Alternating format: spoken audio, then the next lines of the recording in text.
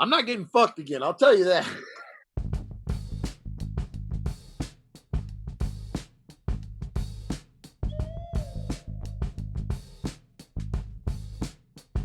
What's up, everybody? Welcome to episode 40 of Buckets of Duckets. I am your host, Chase Myers, out here in Wichita, Kansas. And down there in Louisiana is my co-host, the one, Josh Watts. Good evening, shitheads. This is episode 40, and this is the episode where we take the power back. We will join together, we will fight the masses, and we will get the truth out there. This is the episode. Please cash out Chase and Josh $75 a piece, and your eyes are going to be opened. That's all it takes. $150. Your eyes will be open, shitheads. What's up? Yeah, see, because what happens is you are now your eyes are now open to scams. You now realize that, oh wow, I can have $150 stolen from me just like that. I had no idea. I shouldn't just give people $150. It turns out just because podcast hosts want it doesn't mean I have to do it. They didn't say it was going to improve the equipment or add some new lighting, some new effects on their website and stuff. Nah, straight in my veins. That's where it's going, ladies and gentlemen. Thank you guys for watching. Drugs. Thank you guys for listening. Make sure you subscribe if you're watching this on YouTube. Rate, review, subscribe on any podcast platform that you're listening to this on. Ooh, boy, I'm getting good at this. Every week, I'm getting better and better at this pitching shit. It's just firing out. Bro, I'm in Wichita, Kansas. Like I said. I don't like it. I don't like what I'm looking at. I feel bad for you. I'm concerned. It's not great. It's actually, so this place, I'm still dealing with snow because it's still the middle of the country is being punished by snow right now everywhere. But at least Kansas, they're used to it. That's what you get for electing Joe Biden. That's exactly what happens, all right? When you elect Joe Biden, we find out that all your oil bullshit doesn't work. That's what happens. Dude, yeah. I'm in Wichita. I'm in the comedy condo, aka the back of the comedy club. I'm literally in the comedy club. This is just like they made the back rooms, just threw some beds back here and stuff, and that's where I stay. I don't know if you can tell. They put a mattress in the green room. There's just a mattress in the green room for you. And at comics, we're so used to not getting anything that I was thankful for them. I actually told them thank you. Oh boy, have some more. Oh boy, my own mattress. Tulsa didn't even be bothered by windows. Dude, no window. There's not a window back here, bro. This shit catches on fire. I'm done. You guys can watch me die in the next hour. Who knows? Like, I wouldn't. You guys might know before me when you see smoke coming up behind me. Yeah, I'm in Wichita. I haven't done a show yet. My first show is actually once we get done recording this. I'm gonna walk. Are you gonna have time to get to the venue? I'm gonna walk 20 feet down the hall and perform. This is amazing. I'm taking a shower seconds before I go on stage. That's my move. I'm gonna wait until I can still hear be drying them. Off. Yeah. Until I can hear the host ending his set, and then I'll walk up getting dressed. And I'm Kansas, so their thing is they're 50% capacity, which is perfect. That's just the amount of people that I could put in a room anyway, so that works out. I'm here, bro. So Tulsa, after we talked, I was supposed to do one more show. I was supposed to do a Valentine's Day show. And actually I was supposed to do 3 more. Once we got done recording, I did 2 shows that night. First show was a fucking banger. That was the one I had been waiting on. I had been waiting on the everything flowing, everything feels good, the crowd's with me, all of that. Second show was a little more humbling because that's the way comedy works. You can't have 2 in a row. You're not getting 2 in a row. I almost hate whenever I have 2 shows in a night and the first one goes really well because in my head I'm like, can we just... We did it. Why are we tempting the comedy gods right now with, I'm going to do 2 30-minute sets. And but late show Fridays are notorious for being a lot drunker. And they were. There was like, the drunkest table will be like the majority of the room type thing. Because it was probably like 40 Yep. people for those shows, 40, 45. And, 10 of them just came in, like one in a wheelchair. Nothing wrong. They just needed it to move Just around need because they were so drunk. And just dudes' backs like turned to me, eating meals to sober up while I'm performing. A guy's phone. That's always great. I Oh, love dude. that. I just I love love it. because you get such good like feedback, you know what I'm saying? It's you just get to really know how you're doing when you look out and can tell that they're just looking the opposite way of where comedy's coming. Like it And just nobody appreciates art more than somebody being yelled at while they're trying to eat dinner. Regardless of if they walked right in front of your show and sat down with their back to you, you still, I mean, don't you're not gonna, yeah, dude. you're not gonna win them over. But no, it was fun though. It was fun. I ended up being okay. They were like loud during the host set, and then they got all tired during my set, and I think they were asleep for the headliner set. Is the way that it worked. So that as the show went on, they kind of tired out. But yeah, it was good. Sunday got canceled. I was supposed to do Valentine's Day show. I was gonna try to get the people of Tulsa late. I was gonna try to get everybody wet and hard, and the snow just shut that down. They just shut. I was gonna do such a good service for the people of Tulsa. I was gonna get everybody pregnant. Everybody wet and hard, both sexes squirting, all genders just squirting everywhere. It was gonna be beautiful, dude. It was what America was supposed to be. Just bodily fluids everywhere.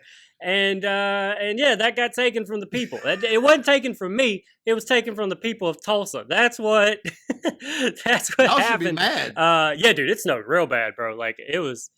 Yeah, they should be. They should demand me to come back next year. I will be.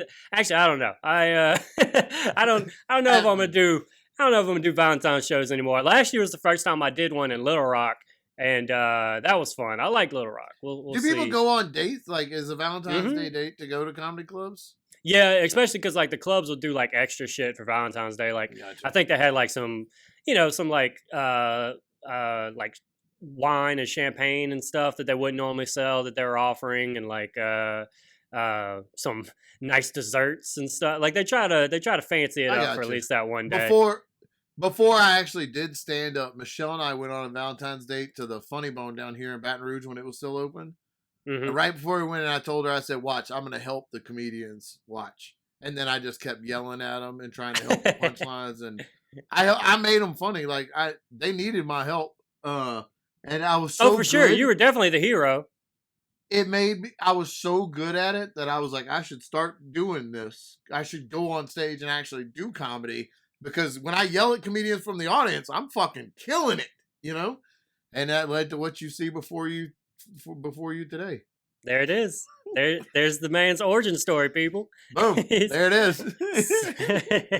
I remember the first time, well, maybe not the first time, but one of the first times I went to the FunnyBone in Baton Rouge when it was still a thing. I went for my birthday, which is 2 days before Valentine's Day. And it was Pauly Shore, because that was the biggest name that the FunnyBone would bring down there. And our buddy Tommy T. Ray opened for him. Tommy T. Ray. I didn't even know T. Ray at the time. It was it was one of the that's every punchline of T. Ray's act. Shit, people, shit, fuck. What's up, T-Boy? Shit. I love T. Ray. I love the way, man, he could get a crowd behind him and make them so fucking fired up. Shit. I had no idea. Like, he was our buddy Greg Hamilton. He was the house MC, and so he was hosting, and then T. Ray was the feature.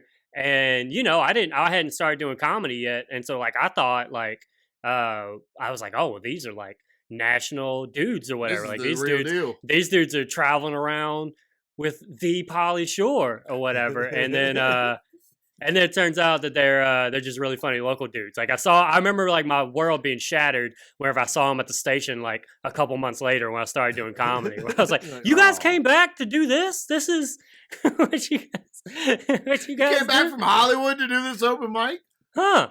Pauly Shore was one of the first people I saw at the FunnyBone here too. All right, the FunnyBone in Baton Rouge was attached to AAA. Yeah, nightclub. Yep.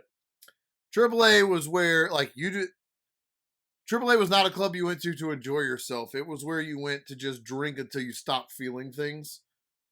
And it was literally a velvet rope apart from the comedy club. So it was very easy to just wander away, say, trying to avoid, I don't know, police officers or something, and just stumble into the FunnyBone, just hammered out of your fucking mind. I've done that. I did that. That was the first time I ever went in there. It was like, oh, I thought I had found Narnia, because it was literally in the back of another club. Yeah. I thought I found fucking Narnia. What's going on back here? Look at this. Yeah. Whoa! That place was such a bummer towards the end because, like, the room was huge and it was, like, long, you know? Mhm. And so, like, whenever they were pulling in, like, 20 people a weekend or whatever, and it seats fucking 400 people or whatever it's at, like, it was sad in there. We used to we hosted an open mic there. We killed it. Yeah, we were the ones that killed it. There wasn't enough room for the crowd to watch us murder the legacy of the FunnyBone in Baton Rouge. Yeah, we used to stand at the door and tell people not to come in. Like, you don't want any part of this. You don't want any part of what's going on in here. You seem like nice folk. Just go back where you came from. Look, just find another way to spend the next 2 hours. You know what I'm saying? That's all I'm saying. That's all. Look, I can tell you, me and Josh, we're pretty solid. I can't promise anything after that. Nope. I have no idea what's going to happen after that. Some dude from law school is going to get up on stage and ramble for 30 minutes about Beyonce and whatever else he was talking about. We're going to have to literally go take the microphone out of his hands. We told that story before on here, but that's one of my favorite Chase Myers stories ever. Shit, it's not a Chase Myers story. That's a Josh Watts story. One of my favorite Chase Myers stories. No, yeah, what happened? So there's this lunatic that calls himself a comic, also calls himself a lawyer. I don't know if that just can't be true. I can't believe it. There's just no way. And yeah, he's up on stage, and I don't even remember. I mean, he was just talking about something, like he was talking about the news, basically. He was just breaking down jokes, like he was just talking. He was just talking about just whatever happened that day in whatever 2013, whatever hot news topic was going on, and he went over his time like fucking 5-10 minutes, and me and Josh are in the back. That's the weird thing. They asked us to host the show, and then it just became like, I guess me and Josh run this club. Like, I don't know. I thought we were just hosting the show. I guess now we got to be in charge of the sound system, and I had to make drinks. I got to make drinks and stuff. And yeah, and so me and Josh are in the back. I'm like, what the fuck do we do? We got to get this dude off stage. He won't get off stage. And finally, after a while, Josh was like, fuck it. And just walked up on stage and took the mic right from his face. Just took it right. He was mid-talk. Just took it from him. You're like, give it up for Psycho Lawyer, everybody. Give it up for this crazy person. Get the fuck off stage. I don't have the best of memories, but I'll never forget the look on his face, because that was not what he thought was going to happen in that moment. And I remember the shocked look on his face when I took the mic from his hand. But shut the fuck up. It had been your time was up, man. God damn. That dude was terrible. You remember we used to just like, so we used to host shows together. Like, me and you would go, it was a very early version of what you guys are watching right now. Yep. We would just go up on stage with no fucking plan whatsoever. We would just walk up on stage and look at each other and go, oh, fuck, you didn't think of anything? Fuck, I didn't either. I was kind of hoping you was going to say something. And then one of us would just launch into one of our bits, like our normal bits. And we knew each other's acts so well that the other one would just kind of wait and like, okay, I think I can deliver this part of his joke. And then we would just jump in and try to punch each other's stuff up. Either that or in between comics, we would just rip apart the comic who had just come off stage. Yeah, we weren't just good team up on them and just... Oof. We weren't good for comics morale, like, not at all. Nah. Like, we would, we'd taking mics out of people's hands, we'd shit all over them, just like, this was your dream, these 5 minutes that you just did. If you come down to a Baton Rouge and you ask a Baton Rouge comic from around that era to do an impression of Chase Myers, every one of them will act like they have a cigarette in their mouth and they'll go, just fucking quit. Because that was Chase Myers, the Cajun Queen Chase Myers, would just chase everybody off. Hey, hold on right quick. I think the headliner's knocking on my condo door. Let's see. We're gonna keep recording. Get him on the show, man. Bring it let's in. See Come if on in. Let's see if this is happening. Russ, are you still there? You want to get on camera right quick? You want to tell the Yeah, this is my boy. This is Josh Watts. He's the co-host of the Hey, Russ. podcast. What's up? Oh, you on? We live? Oh yeah, this is happening right now. This is. Yeah. I should have dressed. I'm so sorry. Who's this guy? How you doing, man? I like that. Hey, how's it going, Russ? You can flip your head upside down and have hair on the top. Yeah, man, that's Yeah, a him. little bit. But So you're doing a podcast? yeah, I'm getting one in You right guys quick. are all set up and everything. Hey, we're Yeah, ready. I was just gonna leave you out there. I didn't know. What... I know. I'm knocking on the door. I'm going, my God, he's loud. Jesus. I told him Man, not to let you I'm in. deaf. I'm like, I can hear you way down there in my room. So Yeah, I'm gonna be screaming a lot. I got to Look, keep up with that look, dude. See him coughing? Dude's got the Rona. Yeah. He's got the Rona, man. He's got the Rona. I'm scheduled to do it. Look, you see? He's Ronaing out, man. I don't know about this guy. Well, I didn't mean to interrupt you. I was just seeing what time our show was. 8 o'clock. 8 o'clock, Wichita, Kansas. Come on out. Until 6. That's Yeah, you got know, you can. my alarm was set for 5 o'clock in the evening. Yeah, and you slept past it. Yeah. I did, actually. Well, I didn't. Well, I should. You should tell me about this podcast. Nice to meet you, big man. Nice to meet you, should Russ. Tell me about this, and I'll come see you guys or watch you guys. Yeah, hell yeah. Man, I'm Yeah. sleeping in my shirt. Nah, don't worry about it. A new tattoo. Looking Don't That worry tat about looks it. good though. Get That them tat tats looks out. good. Get them tats out. I'm talking. Don't worry about it. Get them tats dog. out. You know you want to. That's just. I don't know. I was trying to use a kid, and like you oink or eat. Yeah, that tattoo's yeeting. Look at that. Sorry. No big, no big. Try not, you're talking a little loud. You woke up that dead bird that's out there. I'll hold it down. Later, Russ. Russ Nagel, everybody. That was Russ Nagel. The headliner just came in and told us to hold it the fuck down while we were recording a podcast. Hey, what He the came fuck in, is was going acting on? friendly, but you heard him at the end, right? Y'all need to hold it the fuck down, though, Yeah, right? but I can hear. I was trying to sleep till 6 p.m. today. He was subtle about it. He was Yeah. subtle about it, but he let us know we just fucked this whole day up. Yeah, Russ, me and him work well together because we both stay up until like 4 a.m. and then sleep until like showtime the next day. Like we keep being like, oh, we're gonna go get lunch tomorrow. Yeah, let's go get. It'd be nice to see the sun, right? Let's go outside and see what's going on out there. And then every day around 5:30, we're like, I got stuff in the freezer. I'll just eat that and we'll be fine. Like, So I have a question though. If you're in the back of the comedy club, where is his room? He has a room. There's Yeah. two. God, bro, that used to be dungeons. People were probably murdered back there. yeah, no, it looks like it was just the back. back. Yeah. Oh, there's no doubt For sure. on that. I'm not taking that away. Yeah, there used to just be I think this place way back in the day, this comedy club used to be like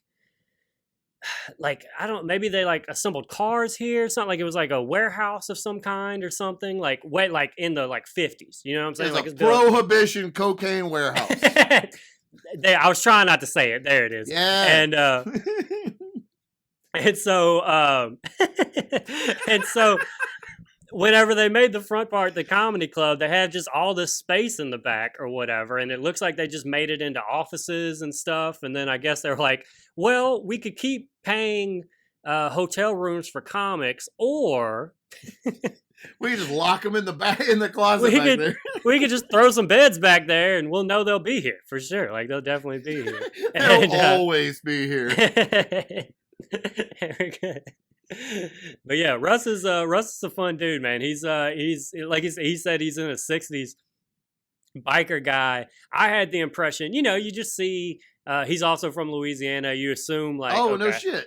Yeah, he's from Shreveport. He lives in Salt Lake City now. That's the same Russ. All right. Yeah, That we've was worked last both. week. Yeah, Gotcha. we've worked both these weeks together. It's a different host this week, but me and him are the same. I But yeah, I was kind of like worried because I was like, oh man, I was like, he's gonna be like this conservative fucking Trump dude or whatever and all this stuff, and he's not. He's quiet about it because he knows that's how people think he should be or whatever. Like he told me, he was like, yeah, I can't really post a lot of my my opinions on Twitter and Facebook because no matter what I say, I'll lose like 15 people. And but he's had some moments where he's like he's given some shit to Trump while we've been here, so we bonded a little bit over that. That's funny. But yeah, it's he's a funny dude, man. He's it just former outlaw. Now he's like just fucking dad. I wonder what that's like. Just a sober dad. Oh no, not that. Yeah, definitely not that. We'll never know what that's No, like. that was something I wanted to tell you about. Tell you something I did this week. I ate some of my chocolate squares that I have. And the psilocybin, is that what you call it? Yep. I don't know why I'm holding my arm out. It's over there. Like they're about to walk in. Psilocybin! Ladies and gentlemen, keep that energy going. I tell you what, though, when I ate them, about an hour after I ate them, I would have assumed that they could walk in the door. I've gotten used to, I built up a tolerance. Yeah, doesn't take long. Because it's the best thing I've ever done for my brain. So it's been like 2 or 3 weeks since the last time, and I took the same amount that I had taken then. And man, I went into YouTube, and like I didn't talk to Scooby-Doo, I didn't see imaginary things, but I did watch every single character death from the entire series of Boardwalk Empire on YouTube, because I looked up Boardwalk Empire, I saw somebody got killed, and would see one of the person's names and be like, well, I bet they get killed, and then look their death up, and then see somebody else, like, wow. And by the time I realized what I'd done, I had seen every single person on the show die. It was like, well, I guess it's been 3 hours and I don't need to watch that series anymore. They really got to the point there. There's no suspense now. I know. I'm like, wow, that took 15 minutes. I looked up, it's been like 3 hours.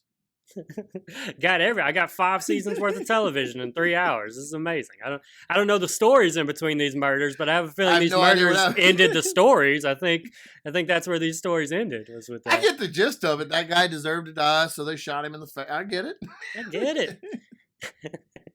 5 out of 5 would recommend for sure. Yep. Would recommend. I don't know how high you have to be to watch it, but it was pretty great, man. I felt empathy for them. I related to the struggle they were going through.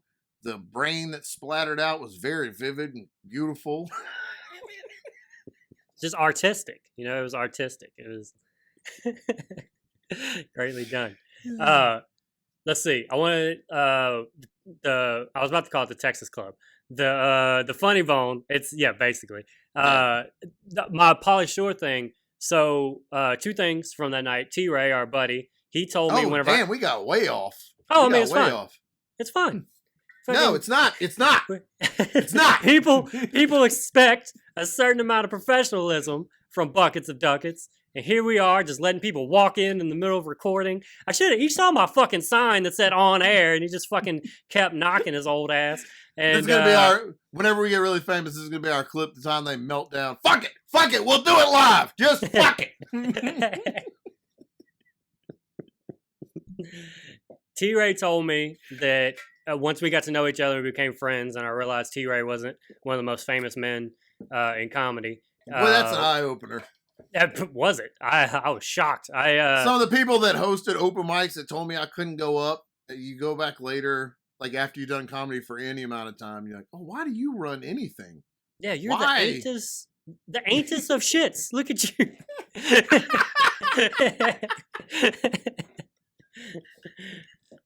Just the lowest of shits. Look at you. The antus of shits. That's so great. All right, T-Ray. Look. We've been saying ain't shits for years, and we still find new ways of putting twist on it. It's the bit that will never quit. T-Ray told me that he had some friends come to the show, and they had like DVDs of like Encino Man or whatever the other movie is that Pauly Shore did in '92, and in between shows, he's opening for him, and he's just like, Pauly, you mind? I got some friends here. You mind just signing these right quick? And Pauly told him no. He was like, no, no. And then they just had to fucking sit there and look at each other, and for the rest of the weekend, I guess, I don't know. Did he have a just no? Just don't do that. Just no.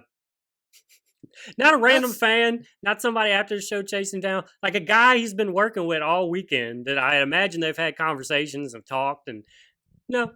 That's so. I mean, when you're Pauly Shore, you should be thankful in your heart that somebody even wants your name written on something that they paid good money for.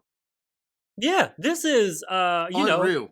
This is 20 years after anybody gave a fuck about Pauly Shore, really? You know what I'm saying? Like, yeah. Encino Man and Son-in-Law are two of the greatest movies, American cinema classics. Two of the greatest movies ever conceived and put on film, undeniably.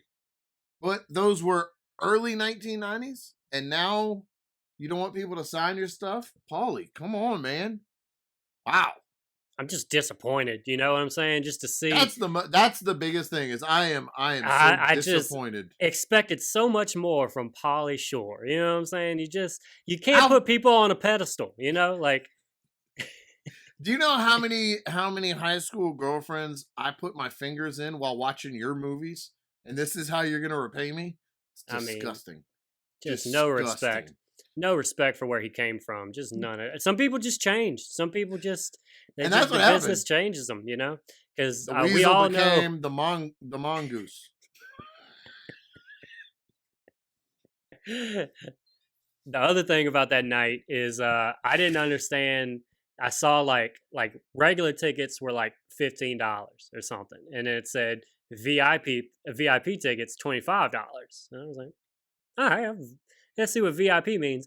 And VIP at the FunnyBone just meant you get to sit basically on the stage. You get to sit as close to the stage as possible. That's your VIP treatment. And I had a shaved head at the time. Remember those days? Yes, remember I do. You had shaved head and your goatee. Yeah, that was that era of Chase Myers. And Pauly in the middle of his set just stops and rubs my head on the front row, just rubs my head and then goes like, ooh, that felt good. And then just kept performing. I should have hit the ground. I should have acted like he fucking assaulted me or something. Like my neck broke. Get that Biodome money. Oh, that's the other one. I was trying to think what the other movies were. I did a show with Pauly Shore at the FunnyBone. One of the first times I ever went on stage was like before the opener of the show that Pauly Shore was on at the FunnyBone, like while people were coming in, basically. Mm-hmm. It was pretty much so I could get my headshots of me looking goofy behind the mic, like, oh, what's this? Oh, and I had a Red Bull on the stage that I had opened and I hadn't drank yet. And he walked by and like set some stuff on the stage and then just took my Red Bull and walked off stage and drank it. Like I brought it up there, and what am I going to do? Go tell him, give him my fucking Red Bull back, Pauly? Because that's exactly what I did. As soon as I was done with my set, I ripped my shirt off and I ran off the stage towards him as fast as I could. Said, I heard about you Hollywood sons of bitches. You elite pedophile sons of fucks. No, they take one Red Bull and then they think it's their Red Bull forever. They just keep taking It's like prison. You can't give them your fucking cornbread. You got to hold it. It's my Red Bull. It's my fucking Red Bull. I'll fight you for one Red Bull. You let them drink one Red Bull without saying anything. Next thing you know, they're drinking your children's adrenochrome every fucking time. Not going to happen. Tale as old as time. Seen it over and over again. Tale as old as time. Over and over again in this business, sir. It's a sick business that we work in. When I got off the stage after that show, a guy walked up to me and goes, hey, were you the guy that was up there at the beginning? And I was like, oh, he's going to like want a picture or something. I go, yeah. And he goes, you suck. And then just walked away. Shit. I was like, hey, all right. Like he was straight up. And it hurt so bad that I didn't even want to fight him. I was just like, this is the first time I'd ever said a joke into a microphone down here. And it's, all right. God damn. You could have. And as he's walking out of the room, I'm like, yo, your shoes look like shit. Shitty shoe boy. Look at him. Oh, shitty shoe boy. You cheap ass cowboy boot motherfucker. What is that? What is that? Lizard skin? Get on. You're stupid. And you suck. I don't suck. You suck. I don't suck. You suck. You suck. Somebody give me a Red Bull, you motherfuckers. All right. Hey, did you hear the good news? What happened this week? Yeah, I mean, I did. After years and years of suffering and struggling, Rush Limbaugh's cancer is finally free of him. He's fine. Look, I'm just so happy for Cancer that they got out of that body. Oh man, just what a horrible vessel to attach yourself to, Cancer. Not your best look, Cancer, to get in business with Rush Limbaugh. Okay, that is not where you want to be. I've enjoyed. So that was going to be. I'm glad that I assumed that one had to have crossover to you. But yeah, that's been real fun watching on social media. That's been. Oh, no. Yeah, actually, no. Michelle saw the article and sent me the screenshot of the article about him dying, and I just got to send back all kinds of things that made her question the kind of person she married. The celebratory text that I responded with made her question the father of her children, who I am inside as a person, because I was happy. I'm so happy.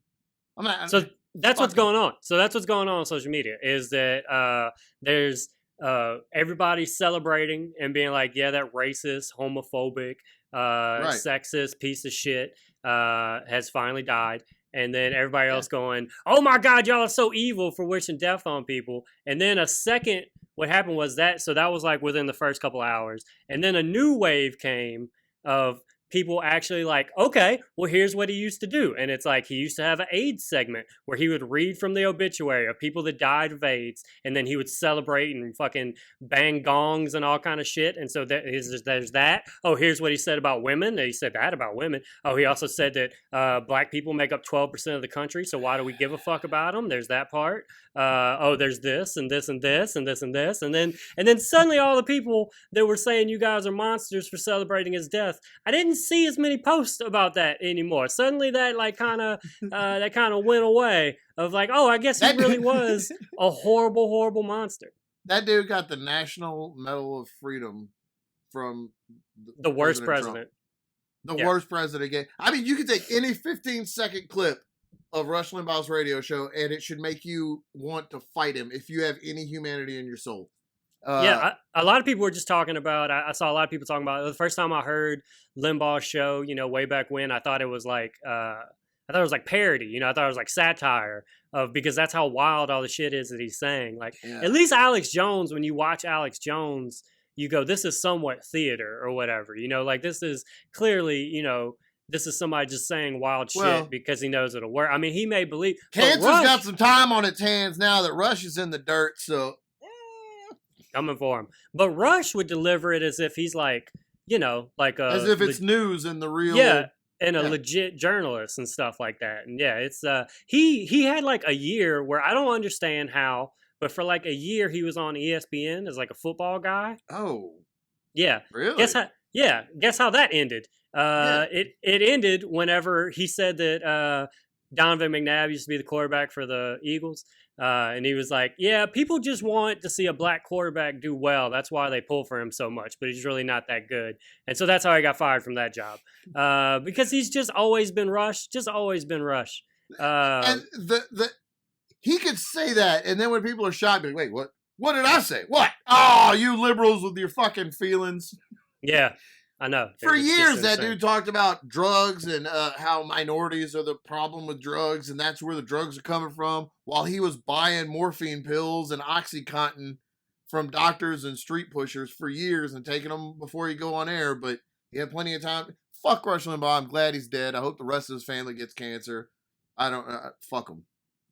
Yeah, that's basically been what's been going on online. You can't be a hateful, miserable sack of shit your whole life and expect people to be sorry that you're gone. That's just it doesn't work like that. Rest and piss was trending like immediately after he died, and that was the big joke a lot of people were making. We're like, I just want to live a life to where when I die, rest and piss doesn't start trending right after. Like that's really what you know that you fucked up whenever this many people are celebrating. Yeah, and that's the thing is, like people are, that whole idea for a minute there where people were like, it's sick to be celebrating that he died. But it's like, well, how do you think the families of the people that he was taunting for all those years feel whenever he was making fun of them for dying and shit? Like, this isn't and an still getting man. Sponsors and making millions of dollars or whatever from his radio show and having sponsors and ads.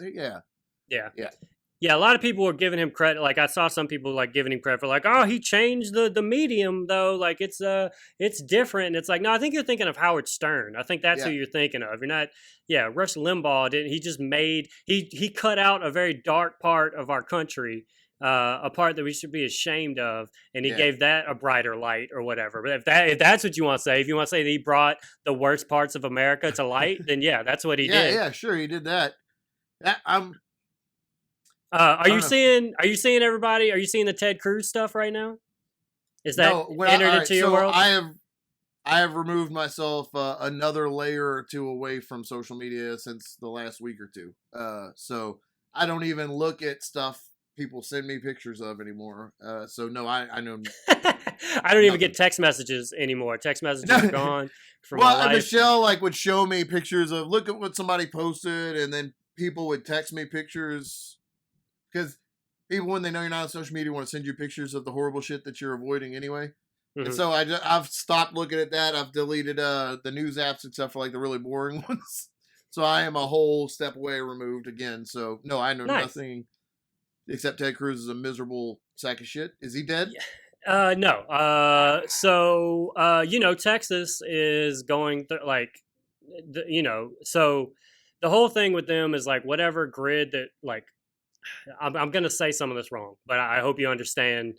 Like I'm gonna get the gist of it, but like whatever, like the federal fucking power grid that the rest of the country is on, Texas is not. They decided to privatize it, which meant just a couple people were going to be in charge and make money and ignore federal regulations that the rest of the country is doing to just to be rich and be oil guys, right?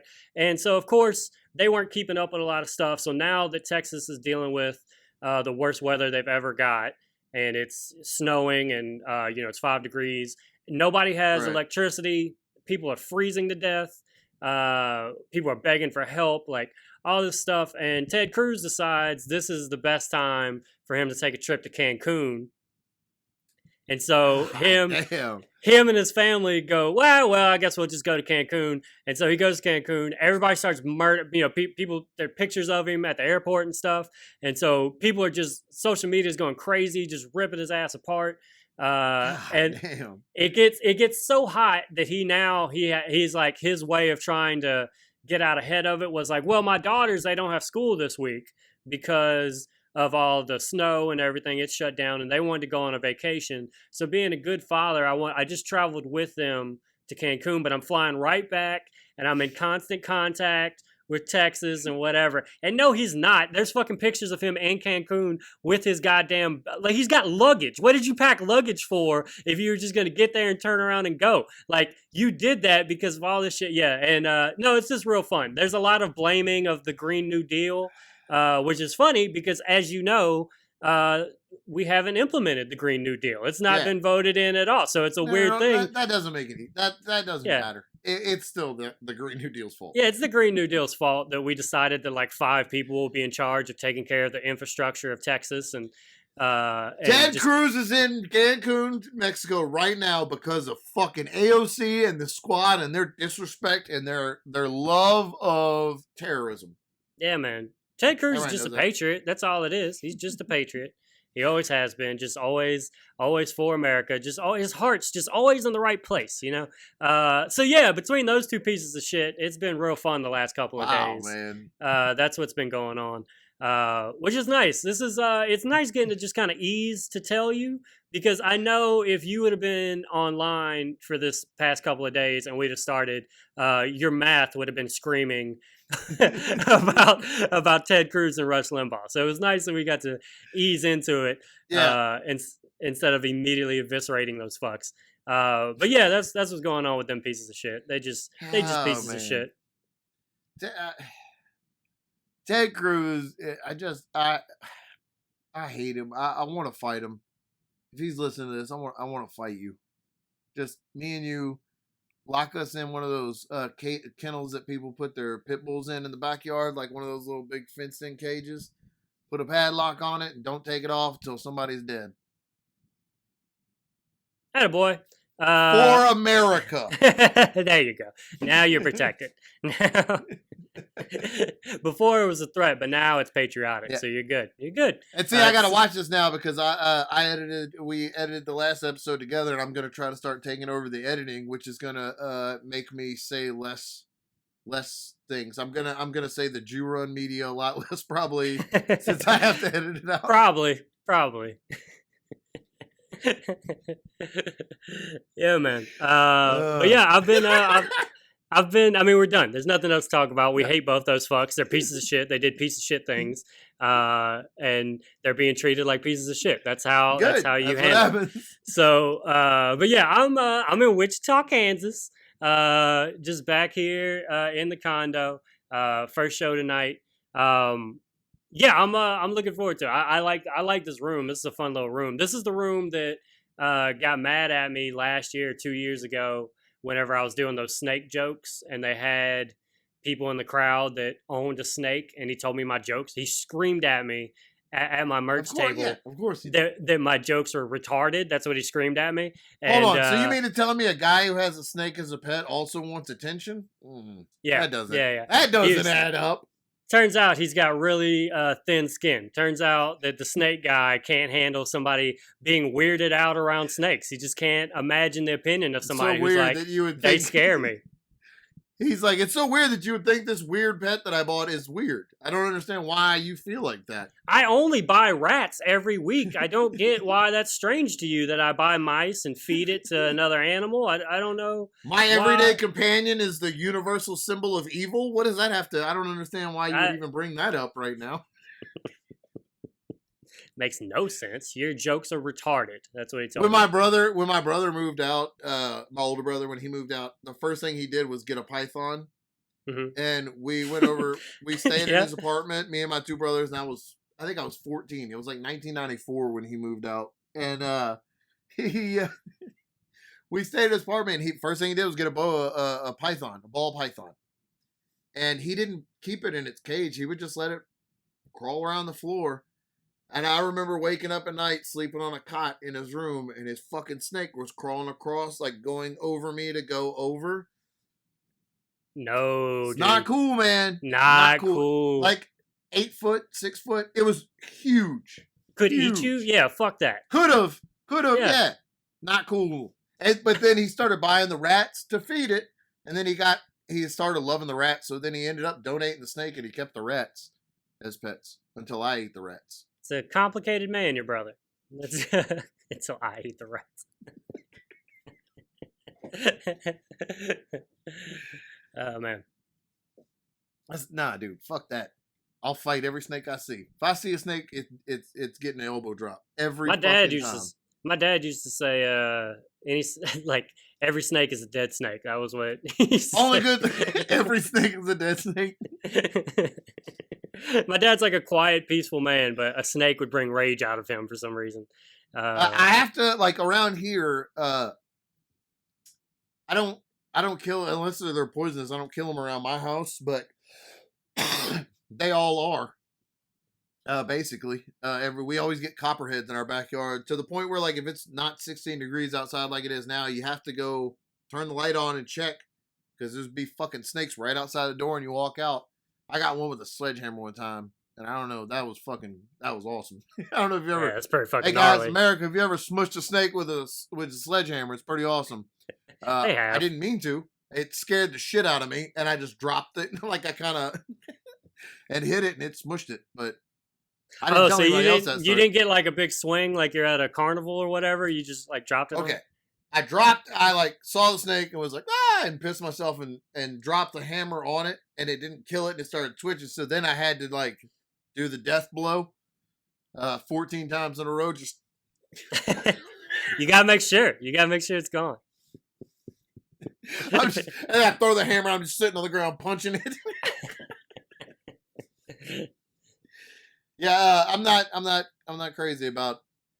I am crazy about snakes. I want to touch every one of them I see, but so do my kids. So Henry has walked up just holding fucking snakes in the yard before, like little garter snakes. Mm-hmm. He'll just grab them and walk up to me holding them. And where we live, he could also just as easily grab a baby copperhead. So I've been on a mission for years to eradicate snakes, honestly. And every penny that this podcast earns goes towards snake eradication. And I didn't necessarily want that out to the world now, but we are $150 at a time. People send us that money. That's what it's every going one of to. those. And every one of those, every penny you send this podcast goes towards buying pellets for my pellet gun, so I can drive around and kill all the snakes. That's how we eradicate them. Is I just drive around on a 4-wheeler with a pellet gun. It's a small crew, but we get a lot done for sure. That was my job for a while with FEMA. I think I've told you that before. I was the safety officer at a FEMA trailer yard. And for 4. See, I did it. I just did it. Tell the people what you're going through. I've got into a bad habit for some fucking reason where I say fur instead of 4. And I think it's just like once you hit 40 in Louisiana, you just start talking like an idiot. So I've been trying so actively to not say fur. I got that snake for $20, and it keeps coming out. I've asked Michelle to yell at me when she hears me say it, and I actively try to correct myself. I told Chase right before this, if I do it to yell at me, then I get on air and just fucking embarrass myself right here in front of all you ducket heads. I'm sorry y'all had to hear that, honestly. You should be sorry. I'm embarrassed myself just to be associated but as with a this, safety honestly. officer, we had 465 acres of land where we were storing the trailers, and they gave me I was transportation officer and safety officer, which means if the trucks ran out of gas or needed work, I drove them to the dealership and got the work done and did the paperwork. But when that didn't happen, I just drove around on a 4-wheeler with a pellet gun and killed snakes. They didn't even ask you to do that. No, they actually specifically asked me not to do that. Which is, could you please stop doing that? All right. So, look. All right. If you're riding around on a 4-wheeler on 465 acres of land in Melville, Louisiana, eventually with a pellet gun, killing snakes, eventually some windows of trailers are going to start getting shot out. It's nothing that I did. It's the balance of the universe. You can only shoot so many pellets into a creek before the universe has to bust some of the windows of the trailers that surround that creek. Not by pellets. You might find a pellet in there, but it wasn't a pellet that I shot that shattered the windows. But windows started breaking in trailer units, and the government got acquisitive about maybe it was the guy riding around with a pellet gun that was shooting these pellets through the window. And I have maintained my innocence for going on 11 years now. But they took my pellet gun and gave me a machete. That's worse.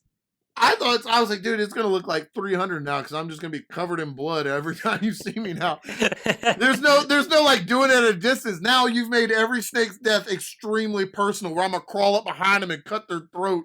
Like now it's become they're going to know it's very personal now. You've taken it to a whole nother level of aggression towards the entire species. And I'm for it. And I'm here for it. I'll trade my gun in right now. Here, give me a pocket knife. Take this machete. It's too big. Give me a pocket knife.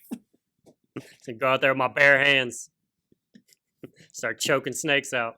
Hey, did you hear about Tim Tebow?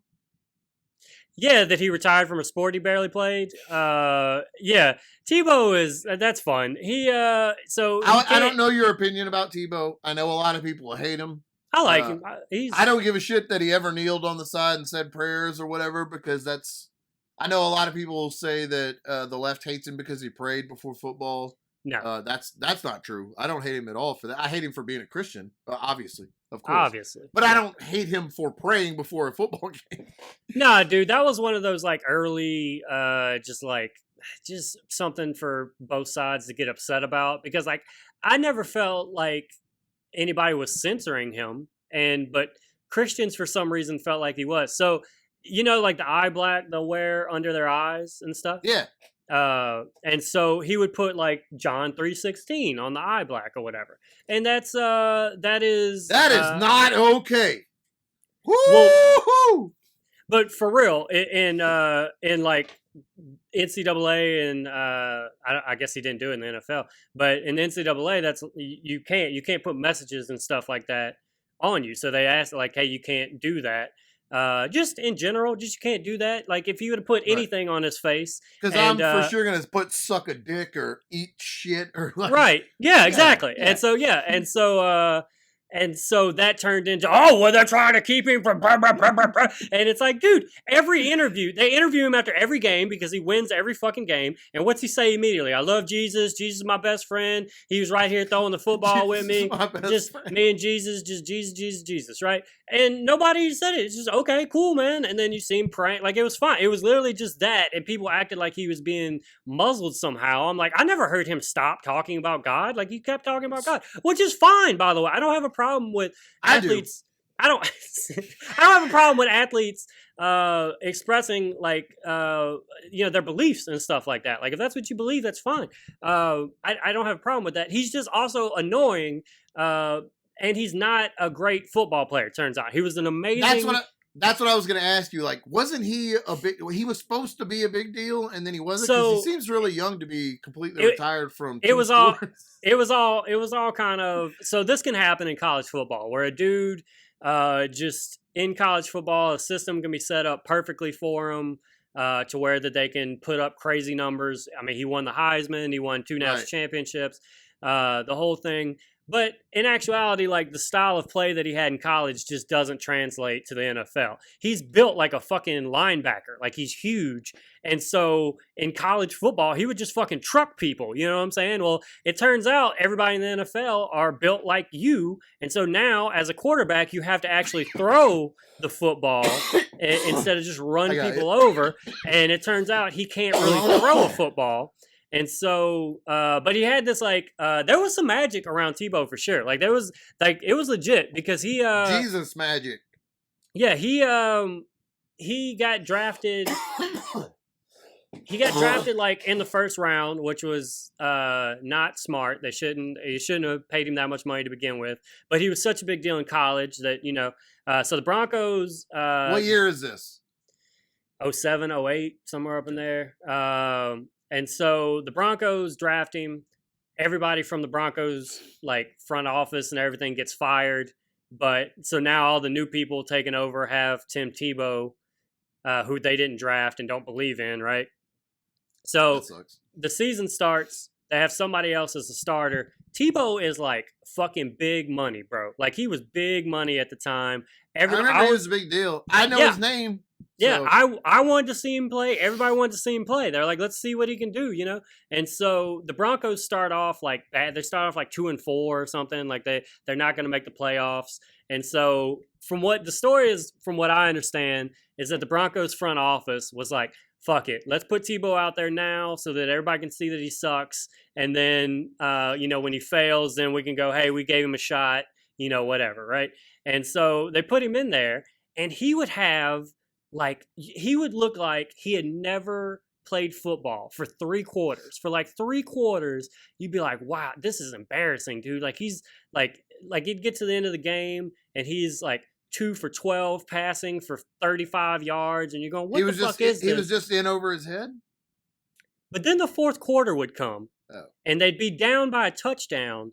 And he would fucking pull it out of his ass somehow. And this dude rattled off and won like 6 games in a row after like the Broncos were like punting on their season. Like, this is it. I'm out, like let's just throw Tim out there so we can say we did it. And next year we'll start fresh with new people or whatever. And he rattles off 6 wins in a row. It's like a big, like, oh shit, I guess. And they sneak themselves into... Jesus is real! Yeah, everybody's Christian now. The whole league now changed. Everybody has John 3:16 on their face. Everybody loves God, right? And so he sneaks them into the playoffs. He gets in on like the last spot. He gets the 6th seed into the playoffs. Fucks around and wins a playoff game. He wins the first round of the playoff game against the Steelers in overtime. Overtime starts, he throws a pass, dude misses a tackle. It's like an 80-yard touchdown pass. The dude ran for 75 yards of it. But it was like, and it's move on. Holy shit. I guess Tim Tebow's just a winner. He's just a winner. That's what he is. May not look pretty, but this man just wins. He's special. People follow him, the whole thing. And so that's his rep. They lose the next week. They get shit kicked out of him. He's got the ugliest stats that you ever saw. And then next year, the Broncos hear that Peyton Manning wants to play. and they say, "Fuck it, we'll trade our whole team. We'll give whatever you want. Get Peyton Manning in here." They get Peyton Manning in here, and then Tebow's like, "Hey, what about me?" And they're like, "Get the fuck out of here!" So they cut him. And then he spends the next couple years like being backups for like the Jets and the Patriots, and then he never like really gets back in. Like it's basically just that year, right? And so now he's out of football. He's like 28, 29 years old. And he decides, hey, whenever I was in high school, I was a really good baseball player. I want to play baseball. And Major League Baseball, or at least minor league baseball, went, hey, we're minor league baseball. 12 people come to our games. I bet if we had Tim Tebow out in the outfield, we'd sell out. And so that's what happened. So the Mets organization picks him up. He plays like AA ball. He hits some home run. Like, dude, I mean, he's fucking big as shit. If he connects, like he would. And so he would, he was not a good batting average. He'd hit some home runs every now and then. And every year baseball would bitch because they're like, he's stealing a spot from somebody who actually might want to do, the whole thing. And this year the Mets were going to invite him to spring training. And that seemed to have made everybody mad because they were like, what did he ever do that would make you think that he could make the actual major league team, like whatever. And and then 2 weeks later, like he retired. And so, but he played in the minor leagues for 5 years. I didn't realize how long he had been in the minor leagues. But yeah, you gotta I kind of respect that, dude. Like he clearly wanted to play enough that he would just go down and because making no money. Leagues, he was making no money. And like now what would happen is in the off season, he would work for ESPN as like a college football announcer. So he would be calling college football games, and then baseball Is he good season. At that? I mean, he knows what he's talking about. He just can't throw a football. But he's a charismatic dude or whatever. And so like, so now he's retired. So I guess but he's probably, I don't know, 34, 35 or something now, somewhere up in there. And but that's a Tim Tebow story. Was magic. It was magic while it was happening, dude. It was like crazy. Like it would literally be like, dude, I can't explain how bad he would look on the football field. And in some fucking way, they would just hang in enough and they would win. And big kneel at the end and the whole thing. And everybody loved Jesus. And then Colin Kaepernick came around and just ruined it. Just ruined it. Just ruined the pure sport of NFL football. I have a new favorite book subject that's led me. I've been reading about cocaine in baseball in the 80s. Yeah, dude. It's like my favorite subject now. And so I've been Googling books and watching YouTube videos and all this stuff. And so now my news app was like, hey, you probably care about this. Tim Tebow was trying out for the Mets or something. So I wanted to ask you about him. Yeah, that's his story. Cocaine in the 80s on baseball it's the greatest. That's the greatest stories I've ever heard. Oh, dude, they were all fucked up. In the NBA, it was the 70s. Apparently, the 70s is when cocaine was like good to running know. In the NBA. And Dr. J. Yeah, and then because he was like late 70s and then all the 80s basically. So I think I guess you're right. I think he got away. I never heard any coke stories with Dr. J. But yeah, no, dude. There's like apparently baseball players are just always fucked up. Just always. Just yacked out of their mind. One of the ones I was reading, listening to on Audible, and I don't remember the player's name, but they said he specifically changed the way he slid into bases. Like he used to slide in, I think it was he slid in on his stomach, and then he stopped and started sliding in on his butt because he carried his cocaine in his pocket. Yeah, it was just a different time, dude. It's a different time. There's this.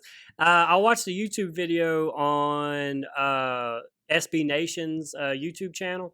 It's called Good Story. It's like the series this dude John Boyce does, and one of them was about this guy named Lonnie Smith, and he had like a real coked out story. But the thing was, it's just how different everything was. There's a dollop about him. There's a dollop about him, I think. The thing that was just like funny about the time was just like how crazy things would happen, and you would just go on like normal. So like apparently. He played for the Phillies for a little while. The Philly Fanatic, that's their mascot, would like taunt him and kind of pick on him and stuff. Because at one point he like tripped running around the bases. So So the Philly fanatic would like trip every time that he walked by him and stuff like that. And one time, just in between innings, Lonnie Smith just dead sprinted at him. He didn't take his shirt off. This is the early version of this, and just fucking tackled the Philly fanatic, and like I think he hurt him, like might have hurt his hip or something like that, and then just like went back out into left field. And like if that happened today, that dude would have been suspended. It'd have been all over the place. Like they didn't even have footage of it. Like the video I watched, they had to like find like a newspaper article where they're like Lonnie Smith tackled the Philly fanatic, stood over him, spit in his face, and then walked back out. Walked back out to left field. So, continued doing his job. I was never much into baseball as a kid. I had friends that collected baseball cards, which led me to basketball cards, and basketball was my thing. Mm-hmm. But I still don't necessarily like to watch baseball, but the life and the attitude of baseball players, dude, I'm so behind fucking Nolan. I watched Nolan Ryan throw his glove down and catch a dude and just beat the shit out of him on the stand, like on the mound. Yeah. Like in a headlock and just starts wailing on him. So, little backstory for that. So, Robin Ventura is the guy that he put in a headlock and beat the shit out of. Nolan Ryan played till he was like 46 years old. He looks like a dad. He looks like your dad. Just everybody's dad. He was in his 40s at that point. He's like a 43-year-old man. Right. When that happened. Right. Robin Ventura was like 25. Okay. Goddamn right he was. Puts him in a headlock, beats the shit out of him. Right. It's pretty nasty. It's pretty nasty. Oh, dude, he fucks him up. He gets him. Years later, Robin Ventura becomes the manager of the White Sox. And all I could think about every time they talked about him was like, that's the dude Nolan Ryan beat the shit out of. Like, you couldn't get me to listen to you whenever your biggest highlight is old-ass Nolan Ryan putting you in a headlock. Like, dude, you lost all respect. You gotta, man, you can't be the main dude in charge. Like, I'm gonna call Nolan Ryan on your ass, all right? How about that? How about I get Nolan Ryan in here, Robin? Man. We'll get to the bottom of this. I also wanted to ask you about Brian Williams. Played for the Giants? The Beard? Yeah, oh yeah, he went to LSU. The Beard? Yeah, all right. He's a good player, right? He was for a couple years. He was a good pitcher. Yeah, he was a closer. Because I see pictures of him with a mohawk and a giant beard talking to people awesome. On the mound and stuff, and I'm like, oh, I think I like this dude.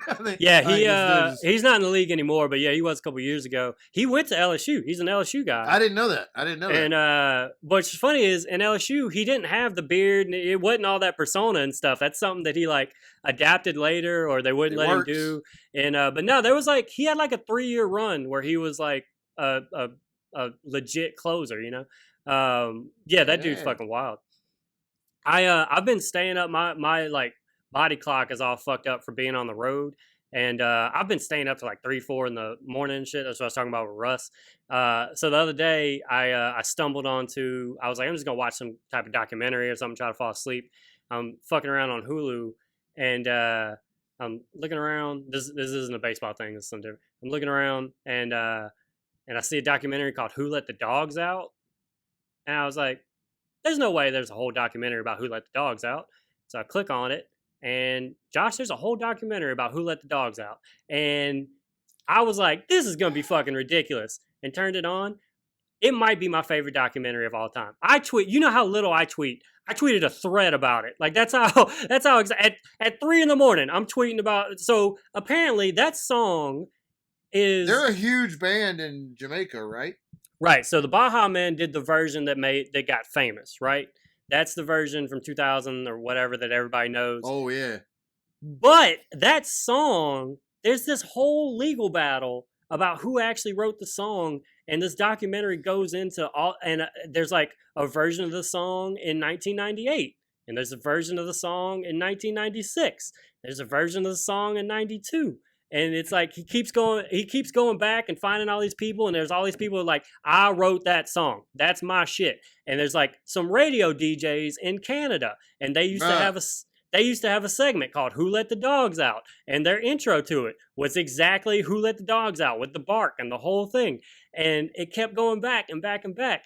And at the end of towards the end of the video, it's this dude. It's like this one dude. I think he's from Seattle. There's one dude from Seattle, and he would tour around, and he would like PowerPoint, do the show, kind of talking about all that he found, like digging into it.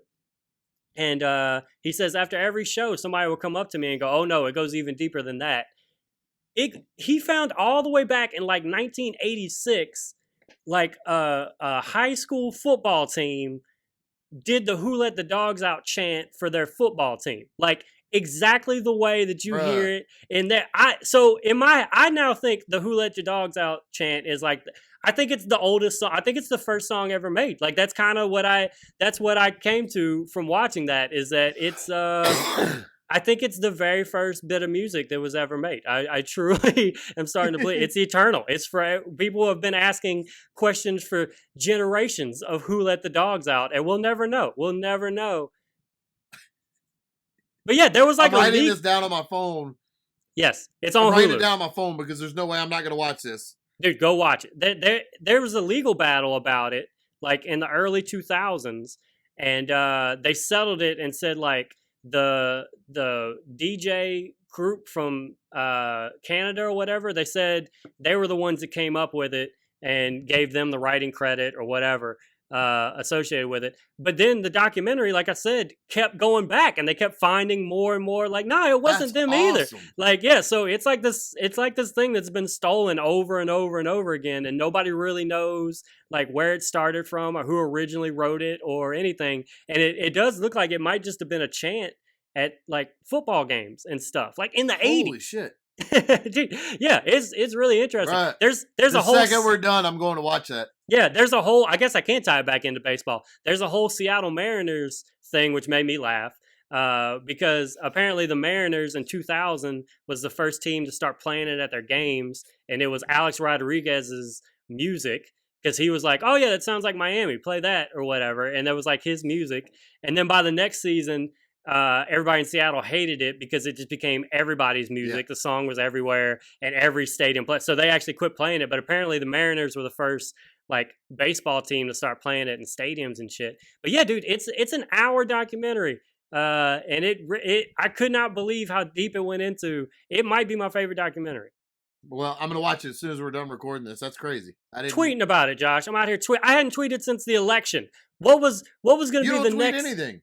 Yeah, what was going to be the next big thing to motivate me to tweet? It was "Who Let the Dogs Out." That's what got me fired up. When I had Twitter, I had a notification set for if you tweeted, and it just never went off. I thought my phone was broke. I get in spurts with Twitter. I'll tweet for like a week, and then I'll hate it, and then I'm done with it. Man, I don't miss social media in any way except Instagram. Because I would get free workouts from Instagram, kettlebell workout. Like I would see workouts and learn new moves, but it's just I'm not getting back on for that. No, don't stay away. But dude. I might get on to tweet about who let the dogs out. I was sharing my tweets as Instagram stories and Facebook stories and stuff. Like that's how invested. Damn. Like anybody that was paying attention to me is like, what the fuck is going on with Chase at 4:30 really in the morning? Like Oklahoma really got to Chase. That's it really broke him. Really fucked him. He is not the same. He is clearly going through some stuff. Yeah, man, it was fucking crazy though. All right, you want to get out of here? Yeah, let's do it, man. That was a good week. Guys, thank y'all so much for watching. Bucketsofduckets.com. Subscribe, rate, review on YouTube and any podcast platform. And once again, if you are a listener of this show, my daughter's birthday is coming up on February 26th. If you would like to send a video wishing her a happy birthday, it would mean a lot to me and her. This is the first birthday where she's aware that it's her birthday and that she's not in school and doesn't have friends and can't have a party. So we're trying to get friends and family and stuff to send her videos singing happy birthday or wishing her happy birthday so that she can be happy. I bought her a 3-pound. I bought her a 3-pound bag of grape soda jelly beans, she has a favorite jelly bean now. And she got a 3-pound bag of it for her birthday. So I'm just the best dad in the world, trying to rot my baby's teeth out. But you can send it to the Buckets of Duckets at bucketsofduckets@gmail. Right? Bucketsofducketspod@gmail.com. Bucketsofducketspod@gmail.com, and I'd appreciate it. All right, and subscribe. Bye. Good evening, shitheads.